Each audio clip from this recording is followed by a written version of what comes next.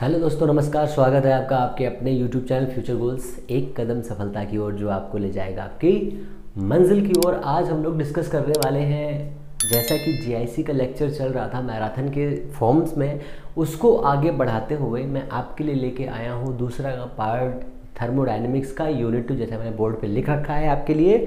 और आज ये पूरा का पूरा थर्मोडायनेमिक्स मैं ख़त्म कर दूंगा और कल परसों 10 तारीख तक आपकी सारी मैराथन्स आपको मिल जाएंगी, जितना भी सिलेबस में है। जैसा कि सब बच्चे कमेंट्स कर रहे हैं कि भैया कोई भी चीज़ नहीं मिल रही है, ना ही प्रीवियस ईयर क्वेश्चन पेपर्स मिल रहे हैं, ना ही कुछ और मिल रहा है। इसके लिए हमने सोचा है कि आपके लिए विशेषकर स्पेशल क्लासेस चलाई जाएँ, जिससे आपका एग्ज़ाम बेहतरीन हो सके। जिन बच्चों का एग्ज़ाम पहले रह चुका है, टीजीटी में नंबर कम है, तो उनके लिए ये क्लासेस बहुत ही अच्छी होने वाली हैं। ठीक है, तो आज हम लोग डिस्कस करने वाले हैं आपके लिए सबसे इम्पॉर्टेंट थर्मोडायनेमिक्स। यहाँ से 3 या 4 क्वेश्चन आएंगे, वो सारे क्वेश्चन आपको इसी मैराथन से मिल जाएंगे। आपको सिर्फ और सिर्फ हम पे भरोसा करना, हमारे साथ रहना है। जीएस की क्लासेस भी स्टार्ट कर दी गई हैं, आपको वो भी क्लासेस देखते रहना है। ठीक है, तो आज हम लोग डिस्कस करेंगे सबसे पहले थर्मोडायनेमिक्स का rule number 0, rule number 1, rule number 2, rule number 3। ये सारे के सारे आपके सिलेबस में दिए हुए हैं, एक्स्ट्रा पढ़ने की कोई ज़रूरत नहीं है। सिर्फ और सिर्फ आपको बेसिक चीज़ें पढ़नी जो आपके लिए इंपॉर्टेंट है। ओके, तो हम लोग पहले देखेंगे थर्मोडायनेमिक्स का रूल नंबर 0। रूल नंबर 0 ये कहता है कि जो हमारा इक्विपोटेंशियल होता है सरफेस, ठीक है। अब तो चलिए पोटेंशियल यहाँ से कैसे आ गया, तो इक्विथर्मल पोटेंशियल सरफेसेस जो होती हैं आपकी समतापी, मतलब इक्विथर्मल सतह जो होती हैं, सरफेसेस जो होती हैं, उनको इक्वल करने के लिए, मतलब उनको बैलेंस में, ऐसे कह सकते हैं तापी साम्य में, थर्मल इक्विलिब्रियम में जो भी चीज़ें होती हैं उन्हें बैलेंस करने के लिए आपको क्या करना रहेगा। जैसे 2 ऑब्जेक्ट, सपोज करिए ये 2 ऑब्जेक्ट है, एक ऑब्जेक्ट ये, एक ऑब्जेक्ट ये। इन 2 ऑब्जेक्ट का टेम्परेचर, एक का 40 है, एक का 20 है, और एक और ऑब्जेक्ट ले लीजिए, इसका ऑब्जेक्ट है, इसका 10 है। 10, 20, 30 तीनों को जोड़ देंगे तो टेम्परेचर कितना हो जाएगा, 10, 20, 30 मतलब 60। तो सबके पास कितना कितना टेम्परेचर आ जाएगा, 20 टेम्परेचर आ जाएगा। बस यही है रूल नंबर 1। तो आपको ऐसे ही याद रखना है कि थर्मल इक्विलिब्रियम की कंडीशन को 0 लॉ देता है। इसका एक क्वेश्चन है, मैं आपको भी थोड़ी देर बाद कराऊंगा, है ना। पहले आप ये देख लीजिए इसमें क्या क्वेश्चन बन सकता है कि 2 सरफेस है आपके पास। अगर सरफेस 1, सरफेस 2, अगर 2 सरफेस दी है, सरफेस 1, सरफेस 2, तो सरफेस 1 ये हो गई आपकी सरफेस 1। ये लगता है मार्कर भी खराब हो गया भैया, चलिए इसको हटाते हैं, दूसरा लेते हैं। ये सरफेस 1 आपकी हो गई, ठीक है। इसी में हमने 2 भाग कर दिए, ये ए हो गया, ये बी हो गया। इसी में ऐड कर दिया नंबर 3 सी ऐड कर दिया। इसका टेम्परेचर मैंने बताया 10 है, एक का 20 है, एक का 30 है, तीनों को बराबर कर दिया तो क्या हो जाएगा, तो ये हो जाएगा TA = TB। TB हो गया क्या कीजिएगा, TC। ये टेम्परेचर इक्वली थर्मल प्रोसेस के अंतर्गत आएंगे। आपको सिर्फ और सिर्फ इतना ही याद रखना है, ठीक है। अब इसके आगे इसमें से और कुछ नहीं पूछेगा। अभी मैं 2-3 क्वेश्चन कराऊंगा, हालांकि आपको जो मॉडल पेपर मिलेगा उसमें सारे क्वेश्चन कराए जाएंगे, आपको परेशान होने की कोई ज़रूरत नहीं है। यूनिट वाइज भी कराएंगे और वैसे भी कराएंगे, ठीक है ना। तो ये इतना हो गया। अब आता है फर्स्ट रूल। फर्स्ट रूल के लिए आपको 3 चीज़ें पता होनी चाहिए। पहले हीट, इंटरनल एनर्जी, वर्क, ठीक है। तो जब कोई ऑब्जेक्ट पर वर्क होता है या गैस पे वर्क होता है तो वो उसका इक्वेशन क्या होता है, उसका इक्वेशन होता क्या है, ये इक्वेशन आपको समझना है। तो वो वर्क डन होता है W = P डेल्टा V या P dV, ये होता है वर्क। इंटरनल एनर्जी क्या होती है, U से डिफाइन करते हैं, DU भी लिख लेते हैं।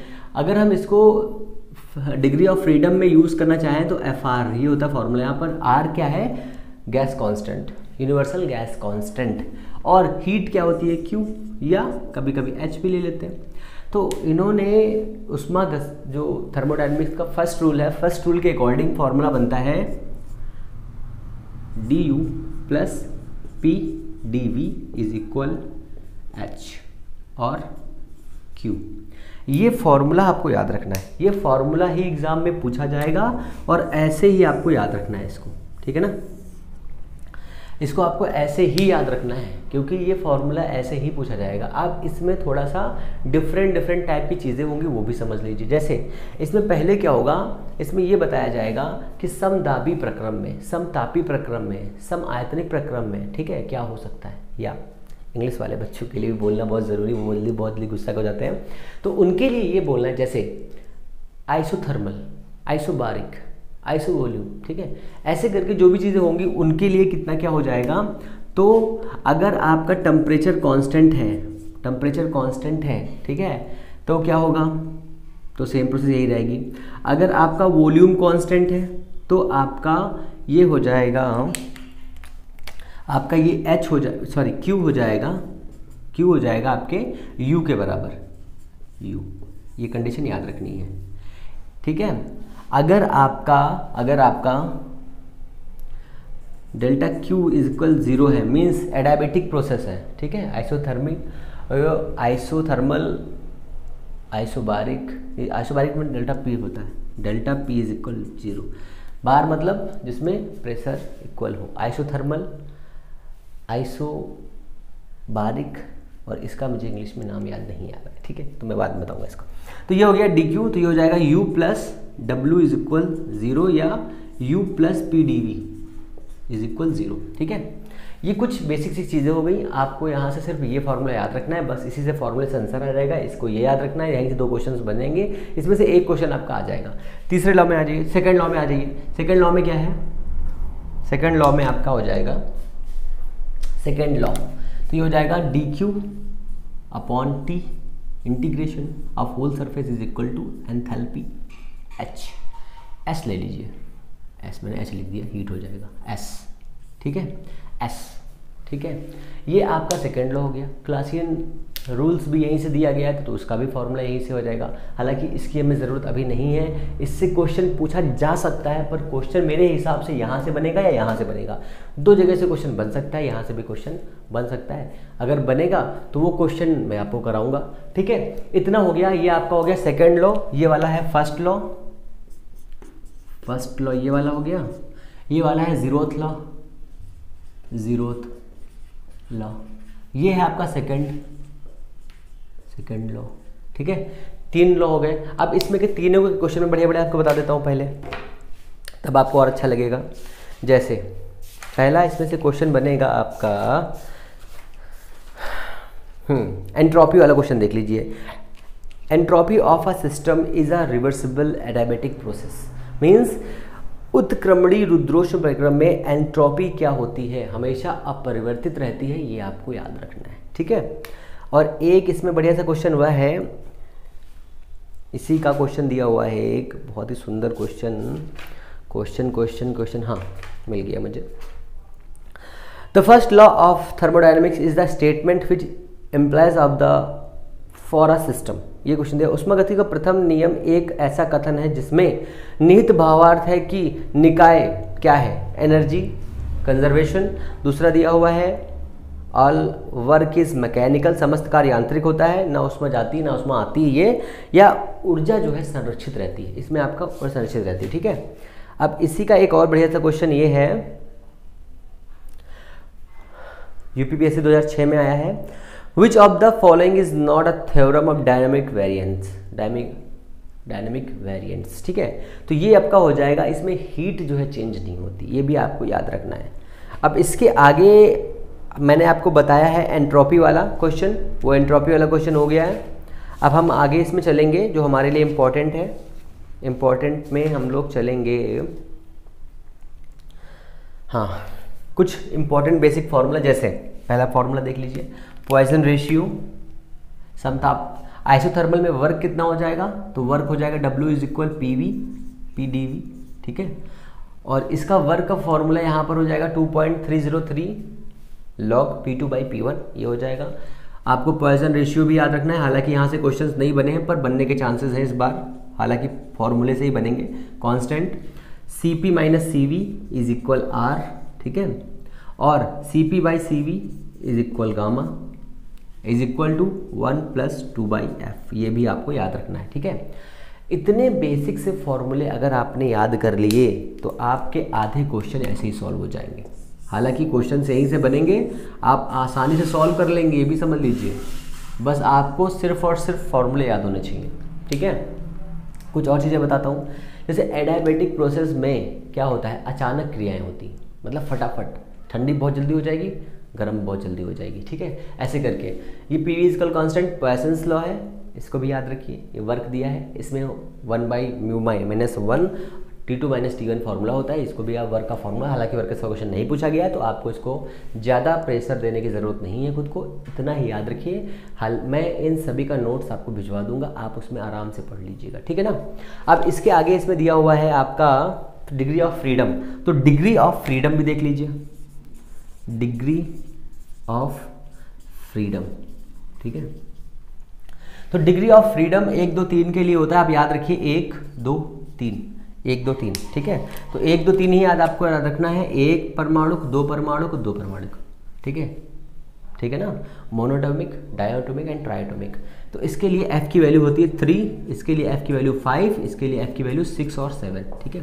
कुछ जगहों पर 6 है, कुछ जगहों पर 7 हो जाएगी, तो आपको 6 का याद रखना है और ये ऐसे ही हो जाएगा। अब internal energy degree of freedom के फॉर्म में क्या हो जाएगी, तो मैंने यहाँ पर पहले से लिखा, इंटरनल एनर्जी आपके लिए FR होती है। अगर इंटरनल एनर्जी इतनी है तो ये du दिया हुआ है, du/dt, ठीक है, ये बराबर हो जाएगा CV के। अब एक फार्मूला आपको और याद रखना है, वो फार्मूला है CV = du/dt = 1/2 FR, ठीक है। ये वाला फार्मूला याद रखना है। इस वाले फार्मूले में रखने के बाद में आपकी सारी वैल्यू क्लियर हो जाएंगी। जैसे F का मान यहाँ रखेंगे तो CV का मान आ जाएगा, CP का मान निकाल सकते हैं आप, ठीक है ना। CP का मान रखेंगे, CV का मान निकल आएगा। तो मैं निकाल के बताता हूँ आपको। CV कितना हो जाएगा, एक परमाणु के लिए हो जाएगा 1.5 R, ठीक है। तो CP कितना हो जाएगा, सोचिए, CP बराबर हो जाएगा R प्लस ये, तो CV कितना हो जाएगा 5/2 R, ठीक है ना। ये ऐसे ही आपको याद रखना है भैया। अगर आपने इसको ऐसे याद नहीं रखा तो आपका मामला गड़बड़ हो जाएगा, ठीक है। मोनो, ठीक है। अब आइए डाया में कितना हो जाएगा CP आपका, डाया में CP आपका हो जाएगा, CV आपका हो जाएगा कितना, आपका CV हो जाएगा 5/2 R और CP कितना हो जाएगा 7/2 R, ठीक है ना। ऐसे इसको भी आपको याद रखना है, क्योंकि ऐसे एग्जाम में ही पूछा जाएगा ये क्वेश्चन। एक क्वेश्चन और है, अगर CP 2 वाला 3 वाला मिक्स कर दें तो क्या हो जाएगा। अब अगर 3 के लिए आ जाए, 3 के लिए कितना हो जाएगा, CV हो जाएगा आपका, अगर हम यहाँ पे 6 रखेंगे तो कितना हो जाएगा 3R, CP कितना हो जाएगा 4R, ठीक है ना। इतना क्लियर हो गया। अब इसके आगे अगर हम और कुछ सोचें कि वैल्यू और कहाँ से निकाल सकते हैं हम यहाँ से, तो ये वाला हमारा हो गया ट्राई का, ठीक है। अगर हम इसके आगे और इसके बारे में सोचना चाहें, जैसे यहाँ से गामा का मान पूछ देता है, कभी कभी यहाँ से पूछता है भैया गामा का मान बताइए कितना हो जाएगा। मतलब पॉइजन रेशियो, जो ग्राम अणुक परमाणुओं का अनुपात होता है, उसका रेशियो अगर पूछेगा तो वो आप कैसे निकालेंगे। तो उसके लिए क्या करना होगा, आपको F का मान यहाँ पे रखना होगा। डिग्री ऑफ फ्रीडम यहाँ रखेंगे, यहाँ पे 3, यहाँ पे 5, यहाँ पर 6 और 7। अगर ये वैल्यू आप रखेंगे तो इसका मान अलग अलग आ जाएगा, ठीक है ना। अब इसके आगे हम लोग चलते हैं। ये हमारा हो गया डिग्री ऑफ फ्रीडम का पूरा आपके लिए चैप्टर दिया हुआ है। इसमें से इससे ऊपर नहीं पूछेगा। एक क्वेश्चन यहाँ से ये पूछ सकता है कि अगर 2 परमाणु और 3 परमाणु को आपस में मिला दिया जाता है तो CV का नया मान, तो कैसे करेंगे, इसको ऐड कर देंगे, इसको ऐड कर देंगे और डिवाइड कर देंगे, कितने 2 से, ठीक है ना। तो ये आपका इतना क्लियर हो जाएगा। अब इसके आगे हम लोग देखते हैं जिसके लिए इंपॉर्टेंट क्वेश्चन है वो कौन से हैं। जैसे कुछ और बेसिक से फॉर्मूले हैं वो भी देख लीजिए। चलिए यहीं पे देखते हैं। पहले आपको एक आइडियल गैस इक्वेशन याद रखना है, PV बराबर μRT। यहाँ से बहुत सारे क्वेश्चन बनेंगे। अब आपको PV बराबर पता होगा क्या होता है। PV बराबर क्या होता है, देखिए PdV बराबर W होता है, तो इसको W के बराबर कर दीजिए आप। पहले आपको ये वाला फॉर्मूला तो याद ही रहना चाहिए, ठीक है। W अगर ये दिया हुआ है, और एक फार्मूला होता है आइडियल गैस के लिए, PV = 1/3 mNV²। ये आपको फॉर्मूला याद रखना है। यहीं से VRMS वैल्यू आएगी, तो ये हो जाएगा हमारा VRMS वैल्यू। ये हमारा हो जाएगा VRMS यहाँ पे कितना हो जाएगा, ये अगर हम दोनों के क्वेश्चन को मिला दें, इक्वेशन 1 इक्वेशन 2, अगर इन दोनों इक्वेशंस को मिला देंगे तो क्या हो जाएगा, सोचिए। ये वाली इक्वेशन, ठीक है। इस वाली इक्वेशन का नाम है 2, इस वाली का नाम है 1। देखिए mu R T P V, mu R T तो कितना हो जाएगा, म्यू आर टी, म्यू और एन कैंसिल हो जाएगा, यहाँ हो जाएगा 3 R T by M, 3 R T by M, 3 R T by M, ये जाएगा रूट में, ठीक है, ये जाएगा रूट में। ये आपकी एक बेसिक वैल्यू है। इसके आगे अगर कोई वैल्यू देना है तो आप कैसे समझेंगे, देखिए यहाँ पर पी वी दिया है, डब्ल्यू, डब्ल्यू किसके बराबर होता है, 1/2 एम वी स्क्वायर के बराबर होता है, तो हाफ एम वी स्क्वायर बराबर कितना हो जाएगा आपका, म्यू आर टी, ये हो जाएगा एक वैल्यू। दूसरा, अगर हम इसको काइनेटिक एनर्जी मान लें, डब्ल्यू बराबर पी डी वी, यहाँ पे लिख लीजिए सब एक साथ, इसे मान लीजिए काइनेटिक एनर्जी के, तो यहाँ पर कितना मान बन सकता है, और अगर यहाँ पर मान ले तो कितना मान बन सकता है। तो एक वैल्यू ये हो गई आइडियल गैस के लिए, और ये हो गई अगर कोई पार्टिकल 3 डायमेंशनल मोशन कर रहा है तो कैसे काम करेगा, तो 3 डायमेंशन के लिए हो जाएगा के, इसको मान लीजिए एनर्जी ई, पी वी को हमने एनर्जी ई मान लिया बराबर 1/3 मान लिया M N V bar square, ठीक है। तो एम वी बार स्क्वायर हो गया। अगर एम वी बार स्क्वायर यहाँ पर दिया है तो काइनेटिक एनर्जी क्या होती है, 1/2 एम वी स्क्वायर होती है। तो यहाँ पर हमने क्या किया, 2 से गुणा कर दिया, 2 से भाग कर दिया, तो कितना हो जाएगा, ये हो जाएगा हमारा 2/3 ई, 2/3 ई। तो ये हमारा क्या है, ये हमारा एनर्जी है, ई एनर्जी, एनर्जी, ये एनर्जी हमारी।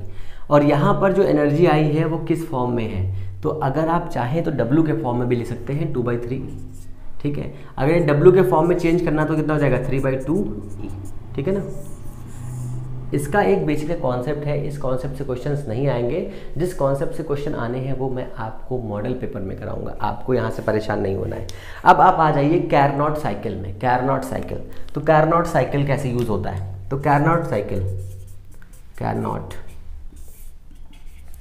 साइकिल, कैरनॉट साइकिल अगर इस्तेमाल करेंगे हम, साइकिल वो वाली साइकिल मत समझ लीजिएगा, कैरनॉट साइकिल साइकिल होती है, ठीक है। तो इसमें 2 चीज़ें आपको याद रखनी है, एक कोफिशिएंट ऑफ कैरनॉट साइकिल ये याद रखना है, एक आपको परफॉर्मेंस कोफिशिएंट याद रखना है।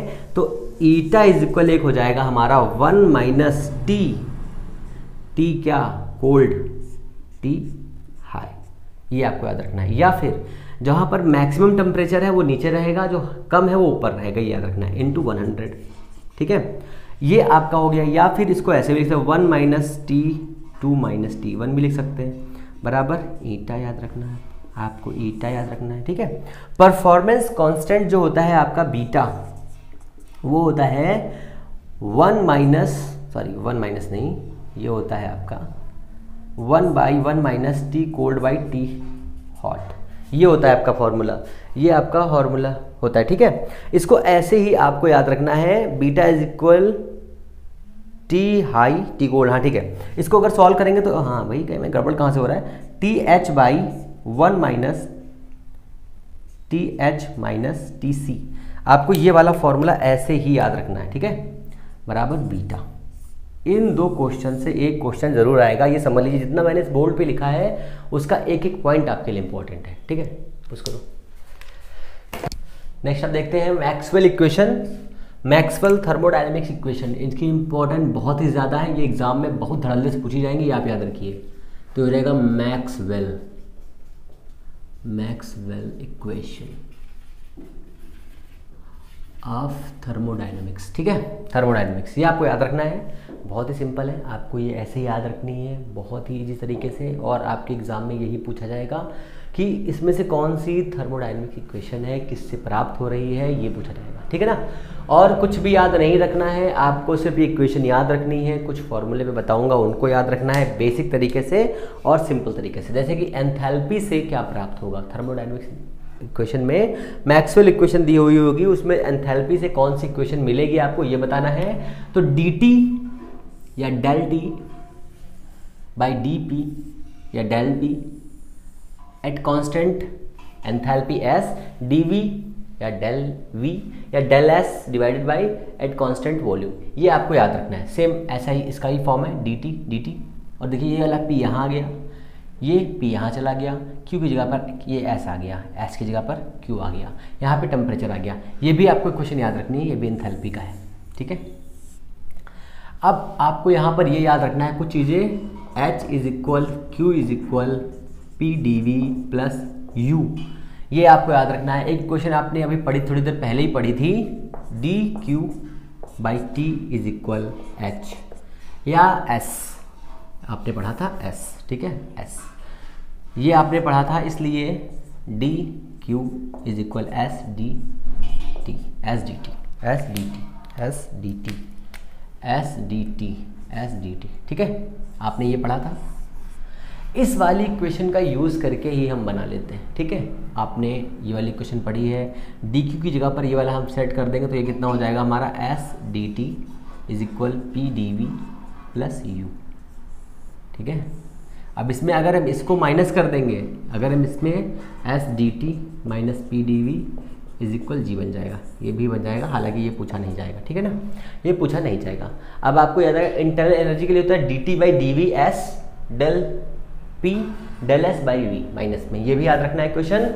और गिब्स कांस्टेंट के लिए भी याद रखना है, गिब्स वैल्यू के लिए भी याद रखना है आपको, dV by dt P is equal to ds by dP at constant t। ये 4 इक्वेशंस आपको याद रखनी है, इन 4 में से एक क्वेश्चन एग्जाम में पक्का आएगा, 100% आएगा, ठीक है ना। मैक्सवेल डिस्ट्रीब्यूशन याद रखना है आपको, मैक्सवेल डिस्ट्रीब्यूशन याद रखना है, उनकी वेलोसिटी याद रखनी है, probable, maximum probable, VRMS value याद रखनी है और एवरेज वैल्यू याद रखनी है। मैं शुरुआत करता हूँ एक लाइन से 2RT से, जिससे आपको याद रहे, बढ़िया तरीके से याद रहे, कोई दिक्कत ना रहे। तो हो जाएगा आपका 2RT बाई M एक हो गया, 3RT बाई M दूसरा हो गया, 8RT बाई पाई M, ठीक है। ये याद रखने का तरीका मैं आपको बता रहा हूँ कैसे याद रखना है। तो देखिए ये हो गया आपका VRMS, ठीक है, ये हो गया आपका V एवरेज या मीन वैल्यू, ये हो गया आपका V मोस्ट प्रोबेबल वेलोसिटी, ठीक है। आपको ऐसे ही तीनों याद रखने हैं, इसमें से एक क्वेश्चन ज़रूर आएगा, ठीक है, इसमें से एक क्वेश्चन ज़रूर आएगा और वो क्वेश्चन आपको सही करना है, मेरे लिए या अपने लिए या हम सभी के लिए, ठीक है। अब इसमें से जो क्वेश्चन आपका आया था वो क्वेश्चन क्या था, आया था कि आइडियल गैस में सीक्वेंस मैक्सिमम किसका होता है, मिनिमम किसका होता है। तो यहाँ पर आपको याद रखना है VP, V mean and VRMS, ठीक है, VRMS, ये सीक्वेंस भी आपको याद रखना है, ठीक है।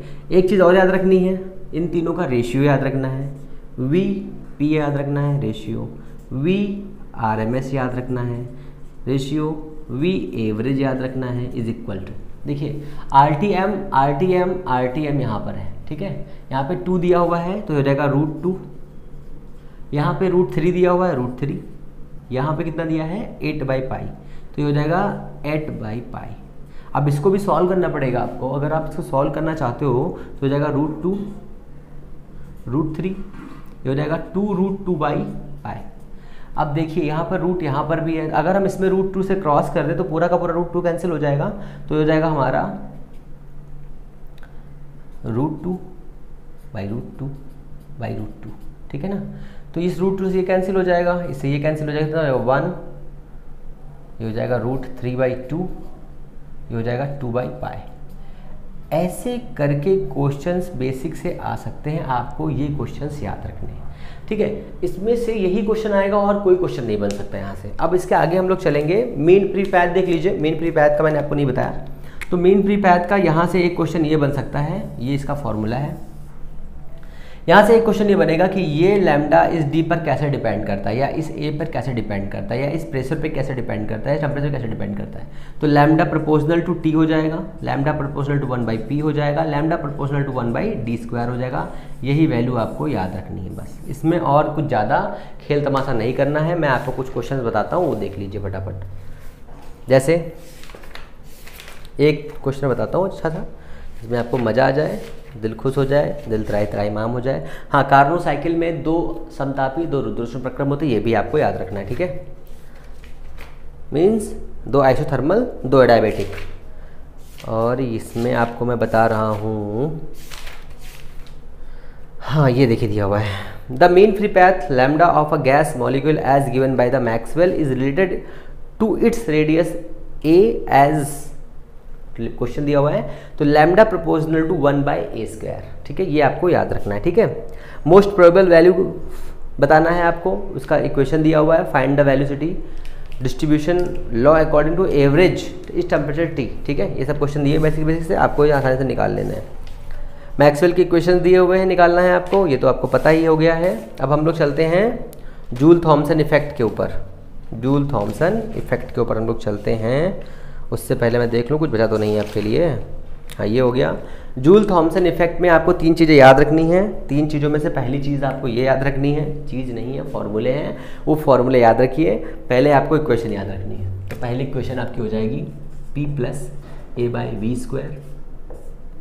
v - b = RT। तो क्रिटिकल वॉल्यूम VC इक्वल हो जाएगा 3NB, ठीक है। PC क्रिटिकल प्रेशर हो जाएगा 8/27 A/RB, ठीक है। क्रिटिकल टेम्परेचर TC हो जाएगा आपका, देख लेते हैं क्या होता है, फॉर्मूला गलत नहीं बताना मुझे। तो TC हो जाएगा आपका कितना, मिस्टेक हो गई क्या, हाँ, ओहो A/27 RB, A/27 RB², ये हो जाएगा। और TC आपका कितना हो जाएगा 8/27 RB, 8/27 A/RB। ये कैसे याद करना मैं अभी आपको बताता हूँ। एक इन्वर्सल टेम्परेचर भी याद रखना है, इन्वर्सल टेम्परेचर भी आपको याद रखना है, वो आपका टेम्परेचर हो जाएगा 2A/RB, 2A/RB। ये मैं आपको फॉर्मूला याद करके बताता हूँ। देखिए कहाँ से स्टार्ट करना है, सिंपल करके समझिएगा। P + a/v² v - b = RT, ठीक है। तो पहले सब यहाँ से स्टार्ट करेंगे, यहाँ से स्टार्ट करेंगे। पहला फॉर्मूला आपका हो जाएगा क्रिटिकल वॉल्यूम कितनी होगी जूल थॉमसन इफेक्ट के अकॉर्डिंग, ठीक है।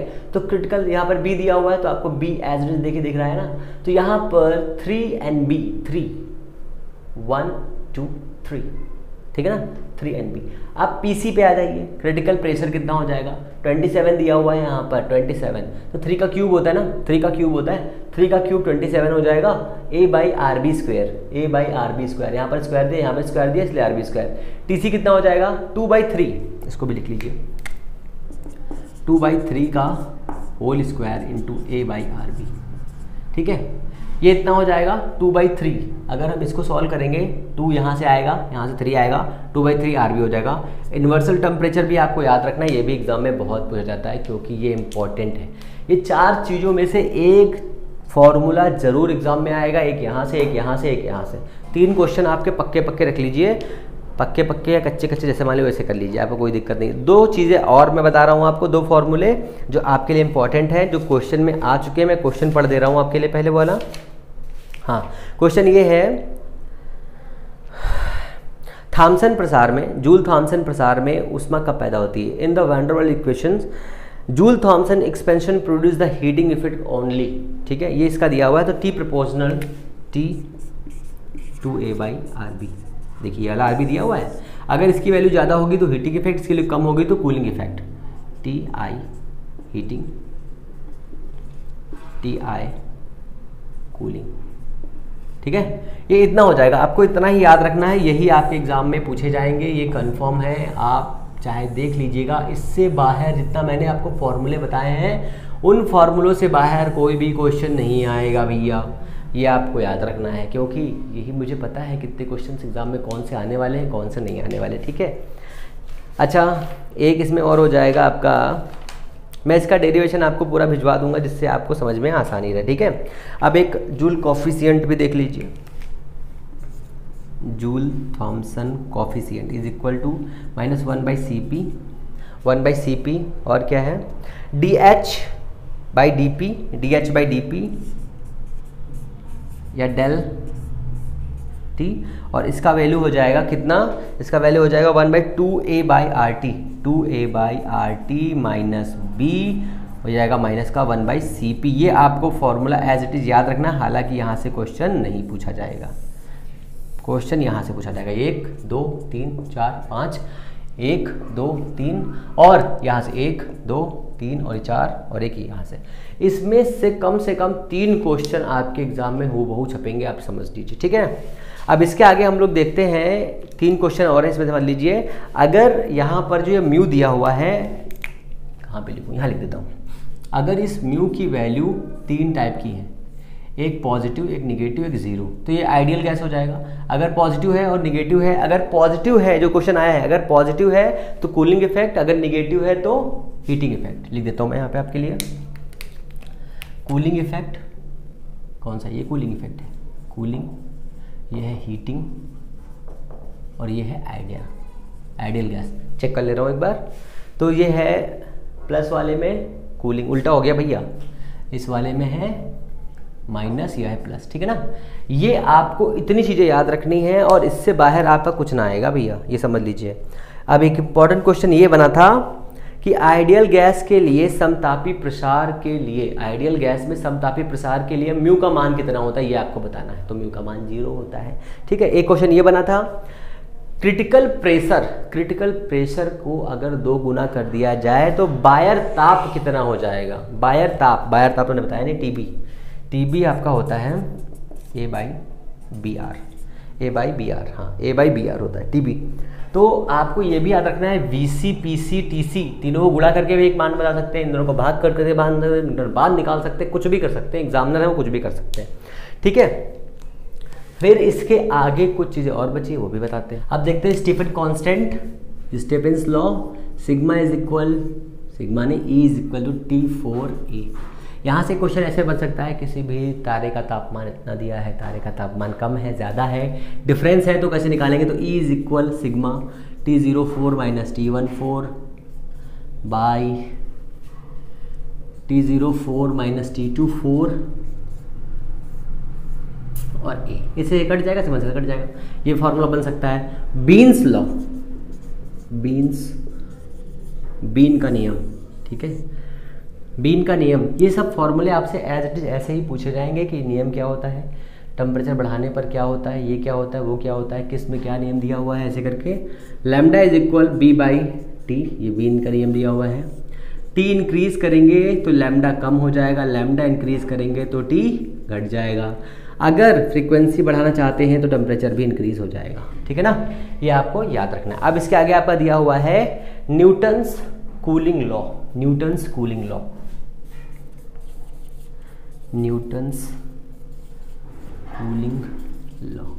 तो क्या होता है ये कूलिंग लॉ, बहुत ही सिंपल है, आपको ऐसे याद रखना है। dQ by dt is equal T0 T1 plus T2 by 2 minus T0, proportional कर लीजिए यहाँ पर। अब इसके आगे देखिए, तो ये बहुत ही इंपॉर्टेंट फॉर्मूला, यहाँ से एज इट इज ऐसे ही क्वेश्चन आएगा, बराबर K T1 plus T2 by 2 minus T0।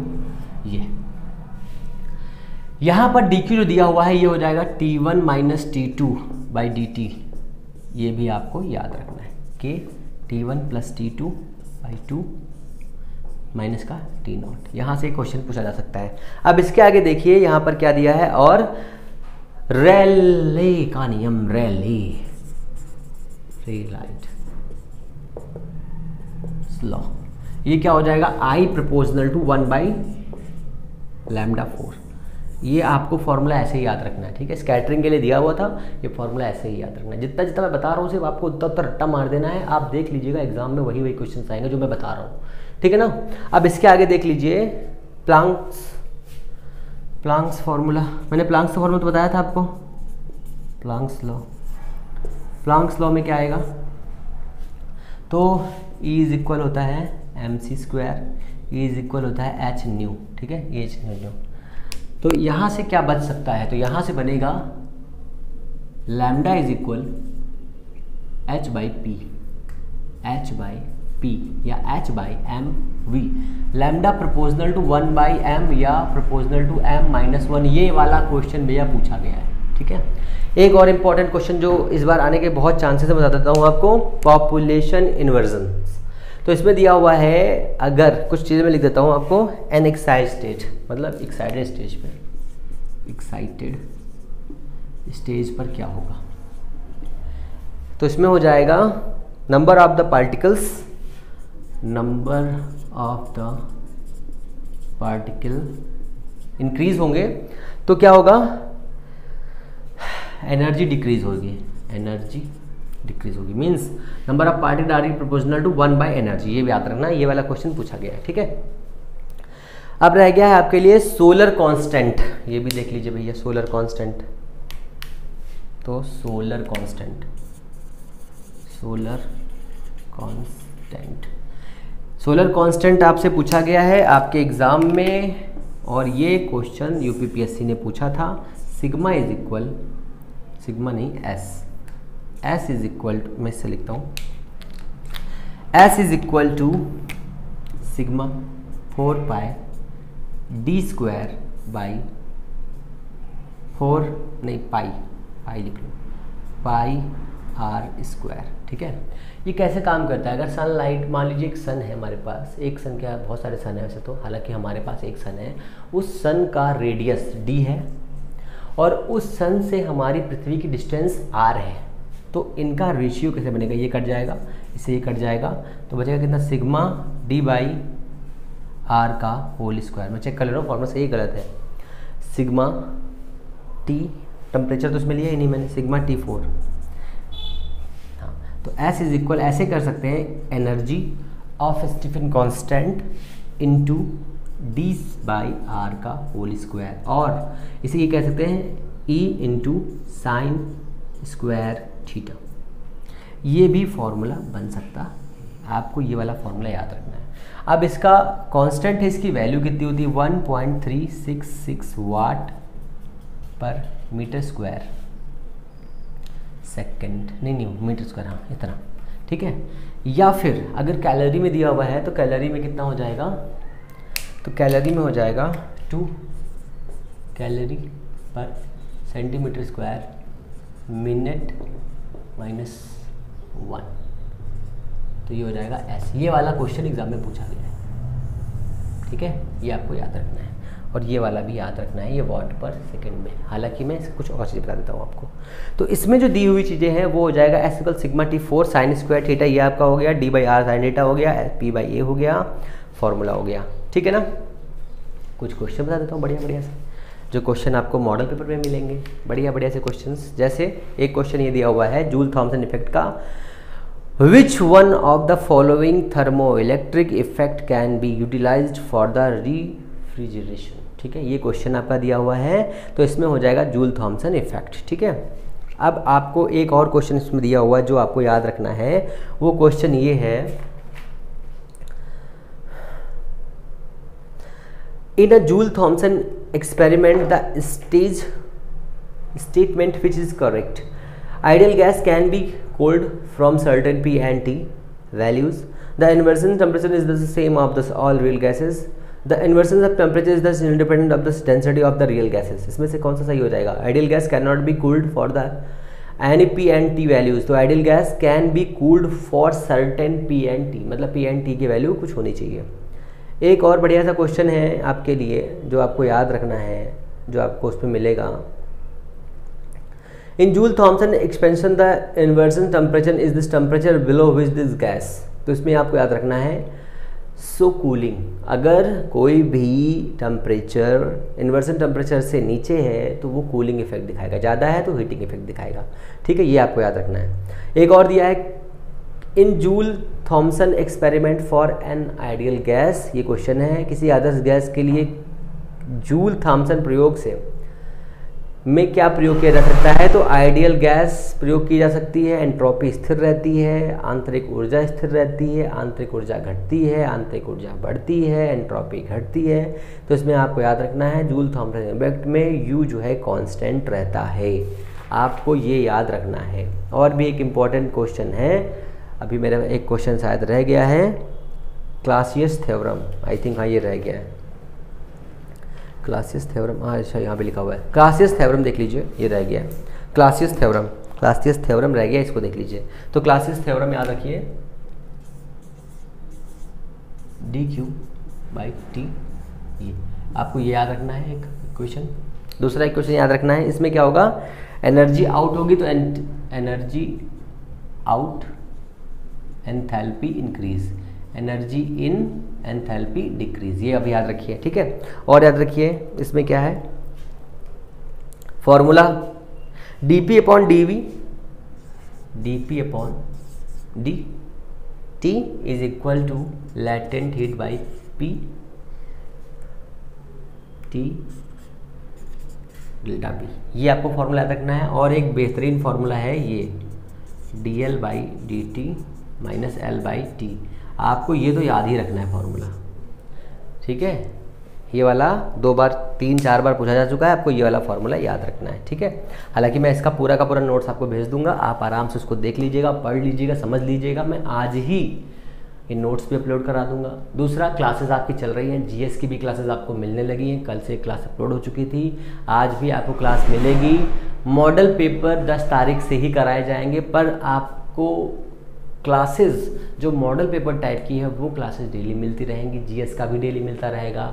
Matter हर दिन आपको आपकी सफलता के पास पहुंचाने का काम किया जा रहा है। और अगर अब आपको चीज़ें अच्छी लग रही हैं तो प्लीज़ अपना प्यार कमेंट बॉक्स में ज़रूर दें। जो भी प्रॉब्लम है वो बताएं, आपको अच्छा नहीं लग रहा तो भी बताएं, लग रहा है तो भी बताएं। और ऐसे ही अपना प्यार बनाते रहें, चैनल को लाइक करें, सब्सक्राइब करें, शेयर करें। फिर मिलते हैं नेक्स्ट वीडियो में, तब तक के लिए नमस्कार, जय हिंद।